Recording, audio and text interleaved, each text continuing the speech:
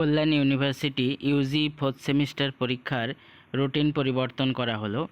Already fourth সেমিস্টারে পরীক্ষা চলছে, এর মধ্যেই এলসিসি যে পরীক্ষা ফোর্থ সেমিস্টারের ইউজি এলসিসি পরীক্ষার ডেট পরিবর্তন। আগের রুটিন অনুযায়ী 14/9/2024 তারিখে হওয়ার কথা ছিল, কিন্তু সেটিকে রিশিডিউল করা হয়েছে। তোমরা যারা ফোর্থ সেমিস্টারের স্টুডেন্ট, তোমরা নতুন রুটিনটা দেখে নাও, তোমাদের এলসিসি পরীক্ষা কবে হবে নতুন করে কল্যাণ ইউনিভার্সিটি নোটিশ করে জানিয়েছে। ল্যাঙ্গুয়েজের যে পরীক্ষা এলসিসি সেটি হবে 17/9/2024 মঙ্গলবার। দুটো হাফে পরীক্ষা হবে।